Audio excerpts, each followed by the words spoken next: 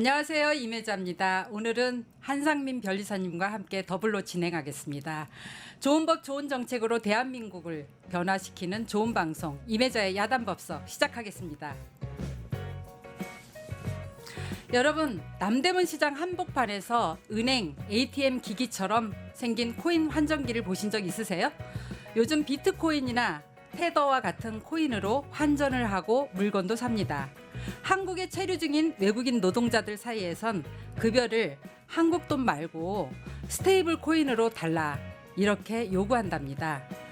USDT, 스테이블 코인, CDBC, CBDC, 블록체인. 도무지 저도 용어가 어렵습니다.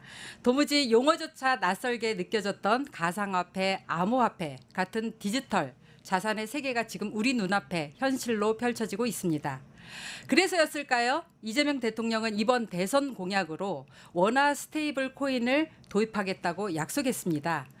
여당인 더불어민주당에서는 민병덕 의원님께서 발빠르게 디지털 자산을 제도권에 편입시키는 디지털 자산 기본법을 제출했습니다. 오늘 이 법을 직접 만든 민병덕 의원님을 뉴스토마토 K정책연구소에서 이달의 좋은 법 주인공으로 모셨습니다. 민병덕 의원님과 함께 디지털 자산 기본법 깊이 있게 조목조목 짚어보겠습니다. 의원님 어서 오세요. 네, 반갑습니다. 반갑습니다. 네. 고맙습니다. 불러주셔서. 요즘 엄청 바쁘시죠? 네, 바쁩니다. 아니 얼굴에 대선 때 약속한 게 많아서 그거 다 지켜야 그래요? 되기 때문에 숙제가 많습니다. 아니 그런데다가 요즘 민병덕이 쏘아 올린 작은 공이 아니라 거대한 공이 하나 있는데 그게 디지털 자산 기본법이잖아요. 디자법이라고 그렇습니다. 아, 그러니까 발음도 잘 안 돼요. 네. 제가 아날로그 사람이다 디자법. 보니까. 네, 디자법. 대한민국의 태풍의 눈처럼 몰아오고 있는데요. 사실 이 법이 어렵더라고요. 그래서 오늘 명확한 개념을 좀 잡고 들어가야 될 것 같아서요. 네. 오늘 주제에 맞는 퀴즈를 먼저 풀고 시작하겠습니다. 네. 맞춰주세요. 못 맞춰도 되죠? 아, 그럼요. 이거 쉬워요. 시청자 여러분도 함께 맞춰주세요. 다음 중 문제 나갑니다. 디지털 자산이 아닌 것은 1. 비트코인, 2. 부동산 등기 권리증, 3. 이더리움, 4. NFT. 의원님 정답 맞춰주세요. 예, 저 변호사입니다. 네, 등기 권리증은 아니죠. 네네. 네. 그거는 종이 문서로 존재하는 네. 물리적 네. 자산이고 네. 비트코인, 이더리움, NFT 다 디지털 가상 자산이죠. 네.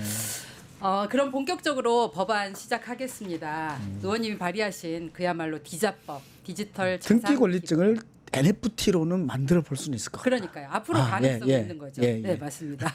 네. 그래서 일부러 그 답변을 이렇게 한번 네.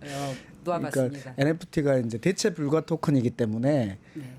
등기 권리증을 대체 불가한 무엇으로 만들어 볼 수는 있을 것 같아요. 네. NFT도 어떤 것의 고유성을 대체 불가 토큰이니까 어떤 게 고유성이잖아요. 네. 등기 권리증도 어떤 고유성을 만들기 위해서 만든 제도이기 때문에 그렇게 해볼 수는 있겠다라는 생각이 듭니다. 역시 율사 출신 의원님이라서 바로 답변이 그래요? 해설까지 명쾌하십니다. 그 의원님 법안에 대한 평가가 너무 놀라워가지고 제가 그 법안 평가를 보니까 한국 최초의 포괄적인 디지털 자산 업권법이다. 그래서 대한민국 금융과 경제에 신기원을 이룬 쾌거다. 그리고 찬사가 쏟아지는데요. 왜 이렇게 난리가 난 거예요? 뭐 찬사만 본 거 아니에요? 아니, 물론 또 뒤에 이제 비판도 있습니다. 비판에 대해서 질문할 거예요. 일단은 칭찬부터 하고 들어가야죠. 고맙습니다. 네네. 기본적으로는 지금 업계에서 많은 사람들이 이것을 하고 있습니다. 하고 있는데 이 업계에 계신 분들이 하면서도 내 감옥 가는 거 아니야?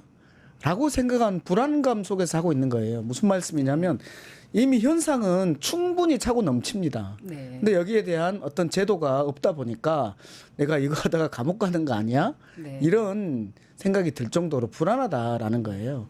그런데 이미 미국은 이미 제도화를 하고 있고 지니어스 액트법이라고 벌써 네. 했거든요. 그다음에 거기에 대해서 유럽 뭐 EU라든지 네. 홍콩, 싱가포르, 뭐 일본 네. 이런 데도 이미 하고 있단 말이에요. 그런데 우리가 이 제도화가 늦어지고 있어서 업계에 계신 분들이 굉장히 이 법을 반기고 있는 겁니다. 네.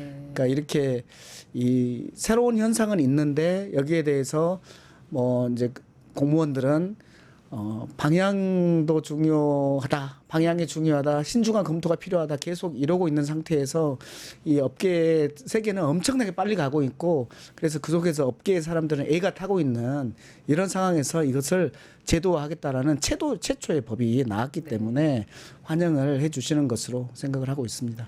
그동안 이제 암호화폐다, 가상화폐다 하면 약간 어둠의 금융 같은 그런 느낌이 들어서 그런가 봐요. 네.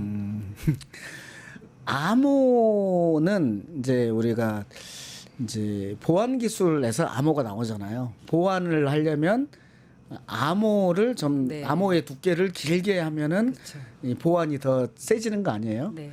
실은 이게 결국 이 코인이라는 게 암호의 두께거든요. 제가 생각에는. 암호의 암호의 두께라는 두께. 용어는 처음 들어봤어요. 제 표현입니다. 네네네.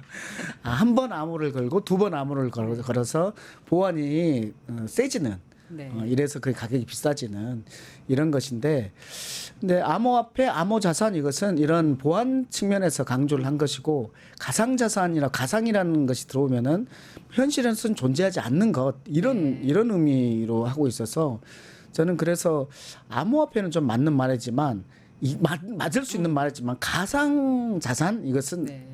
현실하고 맞지 않다라고 생각해요. 왜냐하면 지금 디지털 속에 다 있는 것들이거든요. 네. 다 있는 것들이어서 디지털 속에 있는 돈이다. 네. 금이다. 이런 의미에서 저는 디지털 자산이라는 말을 쓰고 있고 업계분들하고도 합의를 봤습니다. 네. 여러 무수한 포럼을 다니면서 가상자산이라는 말을 하니까 사람들이 뭐 투기하는 것 같고 뭐 네. 사기꾼이라고 하고 그야말로 어둠의 그렇죠. 돈 같잖아요. 네. 그리고 또 지금 법도 우리 가상자산 이용자 보호법이라고 돼 있고 그다음 특검법에서도 이제 그 자금 세탁 방지를 위한 가상자산 이렇게 돼 있어요. 부정적인 의미가 그렇게 있는 겁니다. 그런데 이 부정적인 의미를 빼자라고 해서 가상자산이라는 말을 쓰지 말고 디지털 속에 있는 금이다라는 의미로 디지털 자산이다라고 써서 이미 합의 다 본 상황입니다. 네. 우리 예, 이게 네. 저희가 뭐 어떤 목적이나 배경에서 이런 디지털 자산 기본법이 나왔는지 뭐 이런 부분들을 좀 여쭤보려고 했는데 서두에 다 말씀을 좀 해주신 것 같고요. 네. 그리고 그 다음에 이제 저희가 사실은 이 법안을 보면은 이제 디지털 자산의 법적 정의부터 뭐 규제, 체계, 투자자 보호, 감독 등 이제 총 171개 조문으로 되어 있더라고요. 그래서 살펴볼 내용이 엄청 많습니다. 그래서 근데 그 가장 기본인 부분이 디지털 자산의 정의라고 할 수 있겠는데 그런 부분을 이제 그 업계에서 이제 디지털 자산으로 정리를 하겠다 그런 말씀을 해주신 거죠. 예. 그래서 뭐 스테이블 코인 개념에 그러면 대해서 제가, 말씀해 주시는 게 좋을 것 같아요. 예, 질문을 예. 좀 먼저 다른 걸 하나 드릴게요. 뭐든 네네. 이 법이 디지털 자산 시장 판도를 바꿀 전환점이 좀 중요한 전환점이 될 것 같은데요. 과연 이 법이 만들어짐으로 인해서 금융 생태계에 어떤 혁신적인 변화 바람이 불어올까? 또 내 삶은 어떻게 변할까? 이 법이 우리 삶에 주는 영향 이런 게 좀 궁금해지거든요. 그러니까 우리가 결제 시장을 얘기를 하면 우리 카드 수수료 카드를 생각을 해보세요. 뭐 현금이 있으면은 현금을 주고 받으면 끝나잖아요. 네. 현금을 엄청 많이 갖고 다닐 수 없잖아요. 뿐만 아니라 현금 많이 갖고 다니기 불안하잖아요. 그래서 어음이라는 것도 나왔고 네. 그 다음에는 카드라는 것도 나왔잖아요. 신용카드. 근데 신용카드를 한번 생각을 해보세요. 신용카드를 사용하려면 카드 가입을 해야 되고 네. 그 다음에 며칠 걸리고 그러니까 뭐 나는 바로 쓸 수 소비자로서는 바로 쓰고 그렇죠. 짝 그으면 끝나지만 그서요. 네. 긁으면 긁으면. 끝나지만 이제 이 사장님들 입장에서는 이 결제를 받으려면 며칠이 걸리고 돈이 또 나중에 들어오는 거죠. 나중에 한 일주일 정도 걸리잖아요. 또 수수료도 내야 돼요. 네네. 지금은 한 1%로 싸졌지만 그 전에는 3% 5% 막 그랬어요. 그래서 10,000원 팔면 10,000원어치 팔면은 300원, 500원 이렇게 수수료를 낸다고 생각해 보세요. 제하고. 네. 네. 그러니까 시간도 오래 걸리고 그다음에 비용도 많이 드네. 이런 상황에 있는 거잖아요. 네. 그런데 이 디지털 자산은 몇 초밖에 안 걸립니다. 네. 그리고 수수료는 거의 영원 수준입니다. 네. 그러면은 결제 수단으로서는 엄청 좋은 거잖아요. 네. 엄청나게 좋은 거잖아요. 그런데 이게 결제 수단이 되지 못했던 이유는 등락이 심하니까 이거의 가치가 등락이 심하니까 안정적이지 못하니까 결제 수단이 못 됐는데 그래서 스테이블이라고 하는 것은 뭐냐면 이 코인의 이 등락이 심한 것을 보완한 겁니다. 즉 그 안정적인 어떤 자산하고 1대1로 매칭을 시켜서 안정적으로 만든 스테이블하게 만든 그래서 스테이블 코인인 거예요. 코인의 장점인 빠르다. 저렴하다. 여기에다가 이걸 스테이블하게 만든 거거든요. 뭐하고 스테이블하게 만들었냐? 법화, 우리로 보면 원하고 뭐 미국으로 보면 달러 또는 국채 이런 안정적인 자산하고 연동을 해가지고 담보를 해주는 거죠. 담보를 하는 거죠. 네. 담보를 하는 것이기 때문에 스테이블한 거예요. 그러니까 이것이 엄청나게 이제 지급 결제 시장에서는 엄청난 장점들을 가지게 결국 돼버린 거죠. 그러면 이것이 뿐만 아니라 우리나라에서도 그렇지만 해외에 돈을 보낼 때라든지 이런 것도 너무나 빨라요. 외국인 노동자가 의원님 답변이 진짜 빠르네요. 뒤에 지금 준비한 그런가요? 질문들이 있는데 있군요. 그러면 한번 더 진행을 좀 해볼게요. 사실은 이게 이름이 되게 중요하잖아요. 아까 가상자산, 암호화폐 하니까 굉장히 약간 그 어둠의 금융 같다고 아까 말씀드렸듯이 약간 이미지가 좀 뭔가 좀 안 좋잖아요. 그렇듯이 그래서 이제 디지털 자산으로 명명을 했고 법안 이름도 그리고 이 스테이블 코인을 말씀하셨는데 정말 몰라요. 스테이블 코인이 뭔지. 그래서 제가 퀴즈를 먼저 하나 풀고 진행을 해볼게요. 네. 이번엔 스테이블 코인 개념을 확인해 보는 퀴즈입니다. 의원님 또 맞추셔야 돼요. 틀려도 되죠? 너무 쉬워서요. 다음 중 스테이블 코인이 아닌 것은 1. USDC 2. 다이 3. 이오스 4. USDT 정답 말씀해 주세요. 이오스? 맞습니다. 나머지는 다 아까 의원님 말씀하셨듯이 모든 가치를 일정 자산, 달러 등에 고정된 패깅한 그런 스테이블 코인입니다. 나머지는 패킹이라고 하거든요. 그 딱 이것을 묶는다고 하잖아요. 그 패킹한 달러하고 연동되고. 코인을 패킹했다 이런 의미입니다. 네네. 그래서 그 스테이블 코인에 대한 이 용어 개념 이게 개념이 잘 안 서가지고 왜냐하면 눈으로 우리가 신사임당 뭐 5만 원짜리도 보고 세종대왕 10,000원짜리 얼굴을 보면 아는데 이게 이제 디지털 세계에 있다 보니까 잘 개념이 안 서는 것 같아요. 네.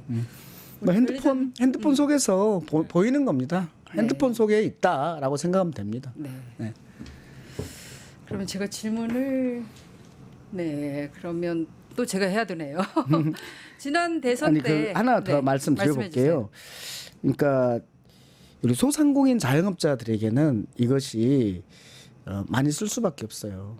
소상공인 자영업자들은 아까 말씀드렸던 것처럼 수수료도 내야 되고 며칠 뒤에 돈이 들어오는데 근데 바로 들어오고 수수료도 거의 0원이다라고 하면은 이분들이 이거 안 쓰겠습니까?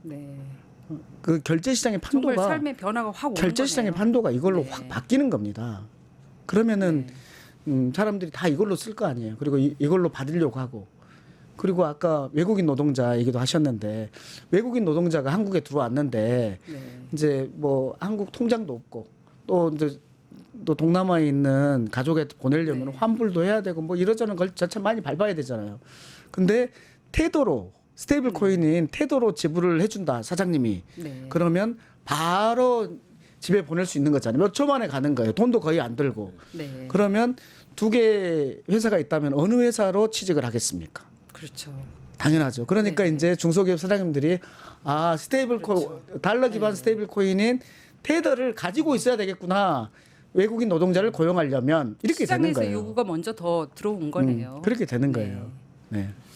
그 이제 원화 기반 스테이블 코인하고 그 한국은행에서는 사실은 중앙은행 디지털 화폐를 쓰려고 하잖아요. 그래서 CBDC라고 해가지고 이게 유사해 보이지만 뭐 어떤 차이점이 있는지 좀 여쭙고 싶고요. 그 다음에 그 한국은행에서는 왜 약간 그 스테이블 코인에 대해서 부정적이고 CBDC를 더 좋아하는지 그 부분에 대해서 좀 설명을 드리고 싶습니다. CBDC 말이 어려운데 저도 아까 엄청 씹혔잖아요.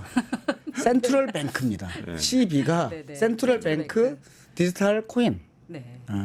어렵지 않죠. CB니까 센트럴 뱅크 중앙은행에서 발행하는 거예요. 네. 그러니까 누가 발행하냐의 측면에서 이제 기본적으로 문제가 있는 겁니다. 중앙은행이 발행하는 CB, 센트럴 뱅크 이렇게 생각하면 되고요. 그러니까 중앙은행에서 발행한다라는 것은 뭐 한국은행에서 발행하는 그런 화폐랑 똑같잖아요. 네. 한국은행에서 발행하는 디지털 화폐다라고 생각하면 되는 거고 그러면 이 돈을 가지고 외국에 나가거나 하려면 또 환전이라는 게 또 필요할 거 아니에요. 그럼 또 수수료도 예, 발생하고. 공간적인 한계가 또 있는 거예요. 그래서 이제 지금 우리가 얘기하는 원화 기반 스테이블 코인은 민간이 발행하는 거예요.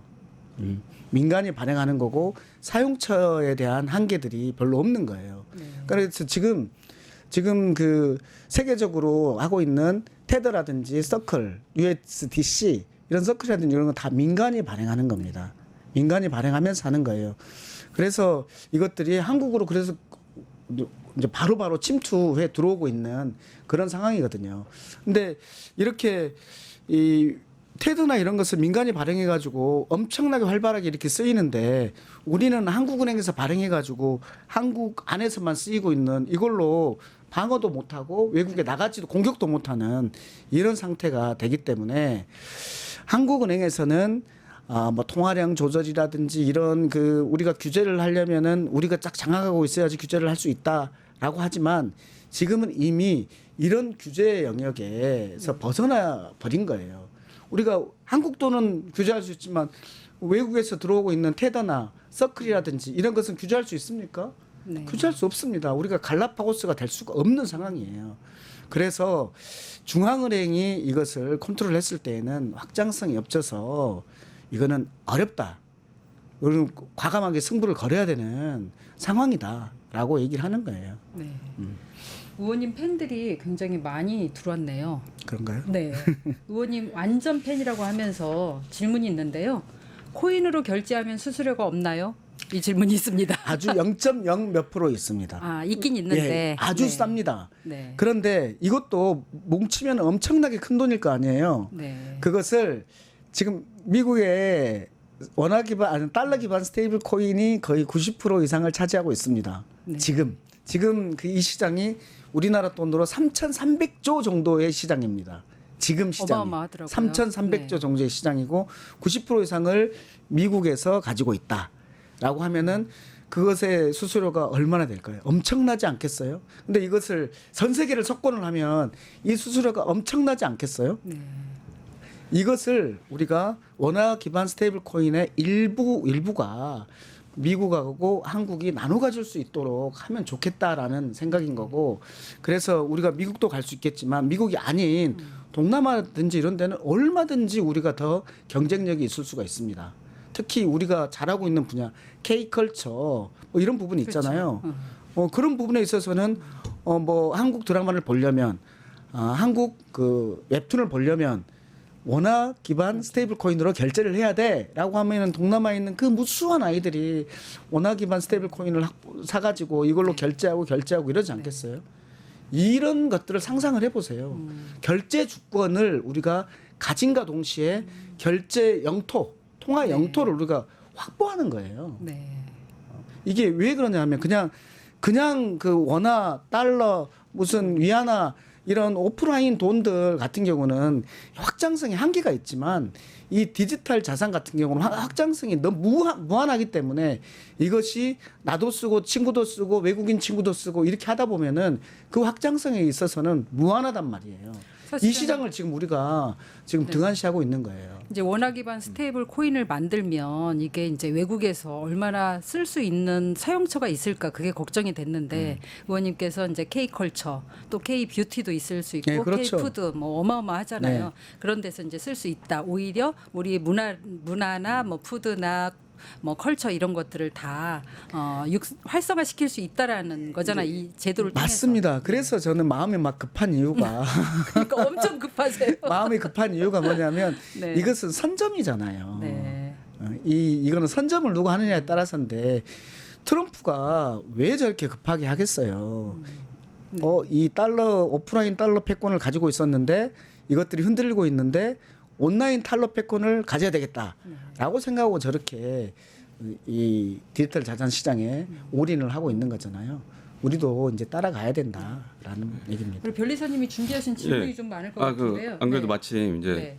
그 트럼프 대통령이 말씀하셔가지고 사실은 6월 17일 날 지니어스 액트가 상원에서 통과하고 이제 하원에서 심의를 하고 있잖아요. 근데 지금 그 얘기가 나오면서 뭐 6월 5일부터 시작해가지고 그 USDC를 발행한 서클이 나스닥에서 한 7배 정도 주가가 올랐습니다. 한 10일 동안 그렇게 올랐는데 그러면 그 지니어스 액트하고 그다음 민병덕법하고 차이가 좀 있을까요? 어떻게?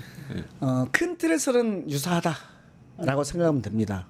기본적으로 스테이블 코인과 관련해서 유형이 뭐 테라루나와 같은 알고리즘형이 아니다. 무슨 얘기냐면 담보를 기반으로 하는 자산 연동형이다. 그리고 그 자산은 1대1로 묶여 있다. 그러니까 1달러를 가지고 1코인을 발행할 수 있는, 그러니까 이제 100% 이상 담보를 하고 있다라는 네. 지점들이 거의 똑같고요. 다만 약간의 차이들은 있습니다. 뭐 지금 뭐 지니어스 액트 같은 경우는 지급 결제 수단에 초점을 맞춰 둔 것이지만 우리는 후발주자라서 반드시 그럴 필요는 없어서 더 다양한 영역들에 대해서는 우리 업계에 있는 사람들의 상상의 나래에 조금 더 맡겨보고 싶은 그런 것들이 있고, 또 발행 같은 경우도 발행 주체도 저기에서는 뭐 주의 인가를 받는 어떤 단체라든지 뭐 이렇게 돼 있지만 우리는 훨씬 더 금융위에서 인가를 받는 민간들로 훨씬 더 넓힌 상태입니다. 왜냐하면 조금 더 시장의 자율성을 좀 더 주어야지 후발주자는 조금 더 크게 먹을 수 있다라는 네. 입장에서 뭐 그런 부분이고, 큰 구조는 유사하다. 예. 그 발행 구조 관련해 가지고 사실은 이제 처음에 공청회나 이런 거 할 때는 이 법에 그 스테이블코인 발행 자본 요건을 50억으로 하셨다가 5억으로 많이 낮추셨더라고요. 그래서 그 부분이 사실은 뭐 이 발행하고자 하는 업체들하고 많은 미팅을 통해 가지고 어떤 협의가 맞습니다. 있으신 맞습니다. 부분인지 그 부분을 좀 여쭤보고 싶었어요. 예. 그러니까 기본적으로 저는 이 시장은 가드레일만 두고 그 안에서 충분히 상상의 나라를 펴서 그 사업하시는 분들이 창의적으로 해봐라. 그래야지 저는 이 사업이 발전한다고 생각합니다. 가드레일만 두는 겁니다. 그 가드레일의 수준이 스테이블 코인에 있어서는 금융위에서 인가를 한다. 그러면 인가할 때 그 조건은 뭐냐? 조건이 엄격하면 그냥 규제하는 거랑 똑같잖아요. 그래서 그 규제 수준을 그 자본금이 50억 이상이어야 된다라고 했다가 이것을 5억으로 내린 거거든요. 그러니까 제 초안에서는 50억이었는데 그 이유는 뭐냐면 그러면 대기업밖에 못 한다. 지금 많은 아이디어들이 있는 이런 사람들이 이 시장을 진입하지 못한다. 이런 비판이 있었기 때문에 그러면 5억으로 낮추자. 그러면 여기에서 나오는 격정하시는 부분이 이거 아니에요. 그러면 우후죽순으로 누구나 다 하는 거 아니야? 예. 엄청 불안한 시장 되는 거 아니야? 이렇게 말씀하시잖아요. 여기에서 안정성의 핵심은 뭐냐면 준비 자산을 담보를 100% 하는데 그게 안정성이에요. 그러니까 1,000원을 가지고 1 스테이블 코인 널 할 수 있으면 1,000원을 확보하고 있어야 돼. 이 준비 자산이 안정성을 두는 것이지, 안정성이라는 것은 자본금의 5억이냐 50억이냐 이것이 아니다. 그래서 진입 장벽은 낮추기 위해서 자본금 규모는 50억에서 5조로 낮추되 그 안정성과 관련해서는 준비 자산은 100% 이상을 준비하고 있어야 된다라는 부분은 똑같기 때문에 저는 문제가 될 것이 없고, 오히려 진입 장벽을 낮춰서 많은 사람들이 아이디어를 풍부하게 해서 들어올 수 있게 만드는 것이다. 이것은 업계랑 상의하는 과정에서 제가 바꾼 생각입니다. 네네. 창의성을 좀 더 발휘해서요. 이재명 대통령이 추진해온 지역 화폐 정책이 있잖아요. 원화 기반 스테이블 코인하고 뭔가 연관성이 있을 것 같고 또 앞으로 상관성을 또 찾아볼 수 있을 것 같은데 정말 창의력을 발휘해서 향후에 디지털 지역 화폐로 전환 가능성 있습니까? 물론이죠. 네. 지금 지역화폐 방식을 카드로 하잖아요. 네. 카드로 하니까 승수효과라는 게 예를 들면 우리가 뭐 종이화폐다라고 하면 이걸 쓰고 이게 막 돌잖아요. 근데 이 카드 형태로 하다 보니까 승수효과가 별로 안 나와요. 그러니까 예를 들면 1조를 쓰면 이게 한 10조 정도 막 돌아다녀야 되는데 좀 그런 효과가 별로 안 생기는 측면이 있거든요. 근데 이것을 스테이블 코인으로 하면은 수많은 승수 효과가 생길 수가 있거든요. 그래서 이것은 훨씬 편하다. 그다음에 아까 말씀드렸던 것처럼 정상 기간이 거의 없다. 네. 또 하나는 결제 비용이 엄청 싸다. 여기에다가 승수 효과도 훨씬 크게 할 수 있다. 라는 것 때문에 결제와 관련된 그 모든 것들은 이걸로 바꾸면 훨씬 더 압도적인 장점이 있기 때문에 이게 장악해 갈 거라고 봅니다. 네, 또 여기 시청자 댓글이 좀 있는데요. 원화 기반이 경쟁력이 있냐 이걸 좀 걱정하시네요. 제가 네, 그래서 아까 사용처에 대해서 말씀을 네, 하셨음에도 불구하고 그렇죠. 네. 그러니까 이번 대통령 선거에서 이준석 후보가 네. 뭐 이제 이재명 후보한테 비판을 하면서 원화 스테이블 코인 하면 시장만 혼란스러워지고 네. 미국에서 테더가 이렇게 다 하고 있는데 우리가 할 수 있습니까? 네. 뭐 대한민국에서 하겠다는 기업 나오겠습니까? 네. 이렇게 얘기했는데요. 우리나라는 네이버라든지 그다음 네이버 검색 기능인 네이버라든지 그 카카오라든지 이렇게 통신하는 네. 이런 것들을 가지고 있는 몇 안 되는 나라입니다. 이런 걸 해본 나라예요. 네. 그리고 컬처와 관련해서는 엄청난 지금 전 세계적으로 센세이션을 일으키고 있는 나라입니다. 그래서 결국은 뭐냐면 이것은 너도 쓰고 나도 쓰고 누가 많이 쓰게 만드느냐 이거거든요. 지금 많이 쓰게 만드는 것과 관련해서는 미국이 압도적으로 우세한 것은 맞다. 그렇지만 거기에 대해서 모두 다 수긍하고 복종하고 있는 게 아니라 EU도 해보려고 하고 있고 홍콩도 해보려고 하고 있고 싱가포르도 해보려고 하고 있고 막 일본도 해보려고 하고 있다. 그들보다는 우리 대한민국이 훨씬 인터넷 강국으로서 유리하다. 그다음에 컬처에서 강점이 있다라는 지점들 때문에 저희는 G2를 만들 수 있다고 보는 거예요. 디지털 자산 분야에서의 G1이 미국이라면 G2가 될 수 있는 마지막 기회다. 이렇게 생각을 합니다. 저 의원님 말씀 들으니까 사실은 저희가 뭐 카카오 택시나 이런 서비스들이 동남아에서 지금 하려고 하고 있잖아요. 근데 그런 쪽에서 사실은 뭐 카카오나 이런 쪽이 지급 결제나 이런 쪽에다가 뭐 이런 스테이블 코인을 만들었을 때 사실은 굉장히 활용이 많이 될 수 있겠다 그런 생각이 드네요 보니까. 그렇다니까요. 제일 처음에 우리 카카오페이라든지 네이버페이 잘 몰랐잖아요. 맞습니다. 예. 근데 너도 쓰고 나도 이미 쓰고 하고 있어요. 엄마도 쓰고 딸도 쓰고 네. 이렇게 하다 보니까 이제 이게 커지는 거예요. 이게 스케일업이라고 하는데. 맞습니다. 예. 그러니까 일본 같은 경우는 이게 거의 은행에서만 사용을 하거든요. 은행에서만 발행을 하고 그러다 보니까 만들어 놨지만 이것이 확산되고 있지 않아요. 그런 것은 의미가 없습니다. 그러니까 위험성만을 강조해 가지고 확산을 안 시키면 이것은 활용이 안 되는 겁니다. 그래서 저희는 안정성과 활용성 이 두 가지를 어떻게 조화를 시켜내느냐 이게 매우 중요한 부분이에요. 네. 의원님 특별히 율사 출신이시니까 저는 이제 사각지대를 한번 짚어보려고요. 왜냐하면 현재도 이제 원화를 이용해서 테더를 구매하고 이거를 해외 거래소로 보낼 수가 있잖아요. 근데 이 외환 거래하고 이게 이제 유사한 효과가 있단 말이에요. 근데 외환 거래법상 규제는 불가능하기 때문에 이게 사각지대가 아닌가. 그래서 예를 들어서 외국인 노동자가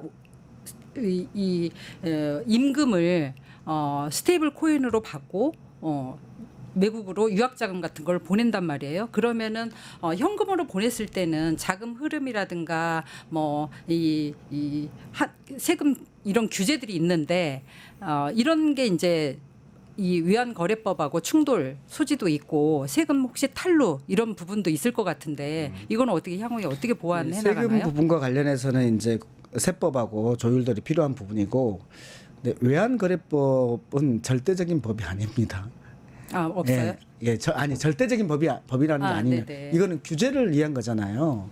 이게 바뀌면서 하는 법이잖아요. 근데 이거는 이 몇 초 만에 가는 비용이 엄청나게 싼 실은 압도적으로 장점이 있는 것인데 외환 거래로 우리가 이것을 묶어 놓고 있으면은 실은 안 되는 부분이에요. 우리가 우리 것이 나가기도 하지만은 외국에 있는 것들이 엄청나게 들어오기도 하는 겁니다. 우리는 외환거래법을 우리 것이 나간다라고만 생각하는 것 같은데 뺏길까봐. 그러니까 네.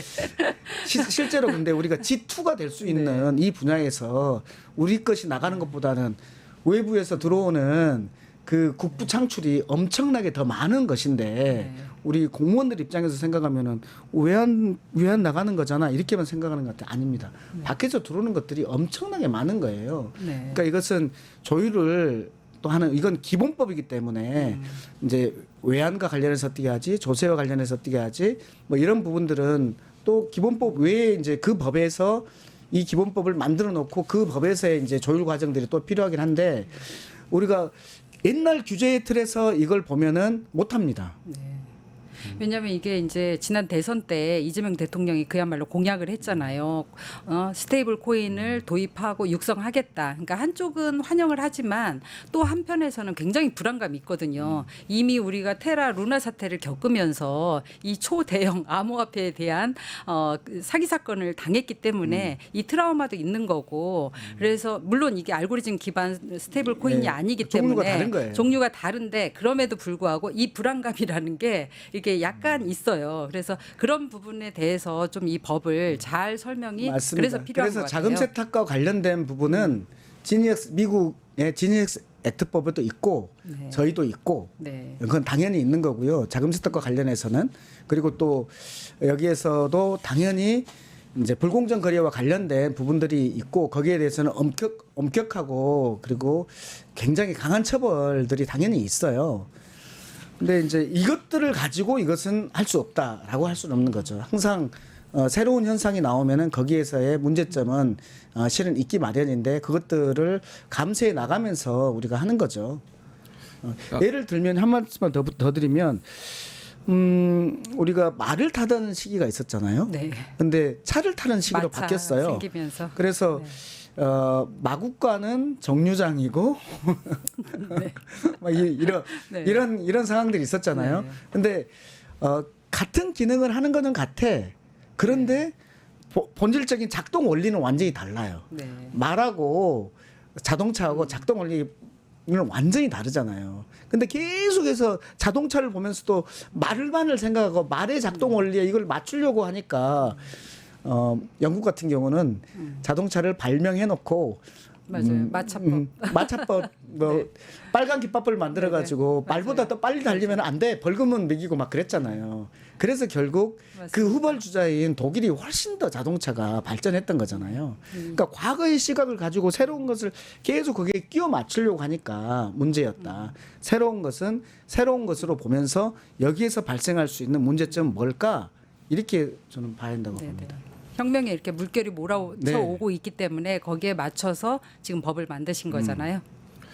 지금 이제 뭐 스테이블 코인에 대해서 많은 말씀해 주셨는데 사실은 기타 토큰에 대해서도 이게 법이 규정을 많이 하고 있더라고요. 그래서 제가 좀 궁금한 부분이 사실 전에는 이제 닥사에서 뭐 거래 지원 여부를 결정을 할 때 가이드라인을 제공을 하고 그 다음에 각 개별 거래소에서 상장 심사를 했거든요. 근데 이제 이번 법에 보니까 한국 디지털 자산업 협회를 만들고 그 다음에 그 밑에 적격석 위원회를 둬서 뭐 통합해서 뭐 상장 지원 여부를 검토하는 걸로 돼 있더라고요. 그래서 그런 부분이 어떻게 보면 약간 토큰 상장을 어렵게 하는 거 아닌가 약간 이런 우려도 있더라고요. 그래서 그런 부분 어떠신지. 네. 일단 용어 정리부터 네, 보면요. 주식에서는 상장과 상장 폐지잖아요. 예, 예.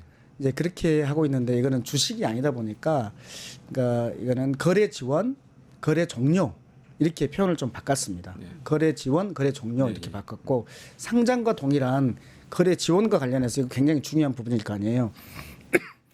그래서 원래 저희 법에서는 이 업에 있는 적격성 심사위원회 여기에서 이 거래 지원 또는 거래 종료 여부를 결정을 하자 이렇게 했었거든요. 그랬더니 거래소에서 할 수 있는 자율성을 침해할 소지가 있다라고 업계에서의 많은 다양한 의견들이 있어서 저희는 바꿨습니다. 거래소에서 원칙적으로 거래 지원 즉 상장이라는 걸 하고 그리고 도움을 요청하면은 이 업에서 이 협회에서 있는 이 적격성 심사위원회에서 해주는 것으로 이렇게 보완해 주는 것으로 바꿨어요. 그래서 이것은 오히려 기존에 이제 거래소에서 할 수 있는 것들을 다 할 수 있잖아요. 다 할 수 있어. 그런데 거래소에서 상장 여부를 심사하려다 보면은 돈도 많이 들고 기술적인 문제도 있을 수 있는 전문적인 부분들이 있을 수 있잖아요. 그런 부분들은 협회 저격성 심사위원회에다가 요청을 해. 그럼 거기서 해주는 거예요. 그러니까 이것은 더 못하게 하는 법이 아니라 더 많이 할 수 있도록 해주는 그런 법이다. 이렇게 시간이 얼마 안 설명해 남아서요. 제가 마지막 질문 하나. 벌써 마지막인가요? 네, 꼭 깔아드릴게요. 왜냐하면 이게 이제 디지털 소외계층들이 많잖아요. 노년층이라든가 뭐 키오스크 앞에서 작동을 못해서 밥을 못 먹는다든가 표를 못 끊어서 기차를 못 타거나 전철을 못 타거나 이 디지털 소외계층이 많은 디지털 격차 문제를 이 제도와 가정에서 어떻게 이분들이 소외되지 않도록 뭔가 그 포용 방안 준비하고 계실 수 있을까요? 우리가요 제일 처음에 인터넷을 볼 때 어떻게 했냐면요 HTTP 치고 막 요렇게 했습니다. 주소를 막 쳐야 되고 뭐 .com 막 쳐야 되고 막 그랬잖아요. 네. 지금은 그거 치지 않습니다. 컴퓨터의 원리를 인터넷 원리를 전혀 몰라도 한글만 알면 또는 누를 줄만 알면 지금 하고 있잖아요. 지금 디지털 자산과 관련된 블록체인 기술을 전혀 이해하지 못해도 누를 수만 있으면 할 수 있는 방식으로 바뀝니다. 그러니까 일반인들 같은 경우에는 그 기술에 대해서 알 필요는 전혀 없다. 네. 다만 이용하는 것과 관련해서는 한글 알면 이용할 수 있다. 이런 식으로 되고 있는 겁니다. 왜냐하면 이게 이제 돈과 관련된 게 거기 때문에 디지털 격차에 따라서 금융 격차가 나고 그야말로 이게 자산 격차로 이어지기 때문에 이 불안감을 많이 가질 것 같아요. 그래서 꼭 이 금융 시스템에 대한 포용력 이거를 좀 넓게 네, 강하게 해달라는 거죠. 그래서 제가 이것을 공무원에게 맡기는 것보다는 우리 시장에서 민간에게 맡겨야 한다고 하는 이유가 뭐냐면 편리해야지 많이 쓸 거 아닙니까? 어떻게 편리하게 만들까를 경쟁적으로 만들게 돼 있습니다. 네. 가장 쉽고 가장 쉽게, 가장 싸게 빠르게. 네. 이렇게 만들게 돼 있습니다. 네. 그것을 가드레일을 만들어주고 그 안에서 충분히 고민해서 창의적으로 만드세요. 거기에서 이긴 사람들이 여기 이걸 석권합니다. 이 과정 속에서 저희는 아주 훌륭한 것들이 나오고 그것이 세계를 석권할 것이다. 네. 우리의 대한민국 국부를 창출할 것이다 이렇게 봅니다. 네, 알겠습니다. 오늘 민병덕 의원님 모시고 요즘 가장 뜨거운 화두죠. 바로 디지털 자산 기본법을 중심으로 펼쳐질 대한민국의 새로운 경제 패러다임을 깊이 있게 짚어봤습니다. 좀 더 시간이 있었으면 좋았을 텐데요. 디지털 자산은 이제 먼 나라, 먼 미래가 아니라 바로 지금 우리 곁에 와 있는 현실이 됐습니다. 그 속에서 우리는 무엇을 준비해야 할지 민병덕 의원님이 쏘아올린 작은 공이 아닌 거대한 공, 국민 주권을 디지털 경제에 구현하려는 새로운 변화의 물결 함께 응원해 주시기 바랍니다. 디지털 자산도 정치도 우리의 삶도 스테이블하게 나아가야겠죠. 오늘 함께해 주신 뉴스토마토 시청자 여러분께 감사드리고요. 귀한 말씀해 주신 민병덕 의원님 고맙습니다. 네, 불러주셔서 고맙습니다. 한상민 네. 변호사님 함께해 주셔서 감사합니다. 감사해요. 네. 지금까지 진행의 임혜자였습니다. 고맙습니다.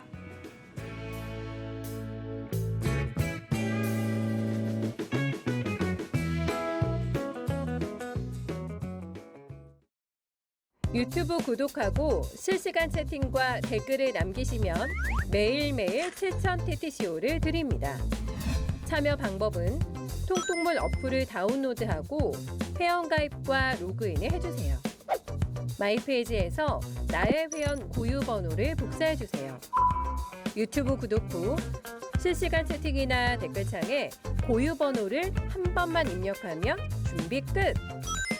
지금 유튜브 채팅과 댓글 쓰기 참여하고 실천 TTCO 받아가세요.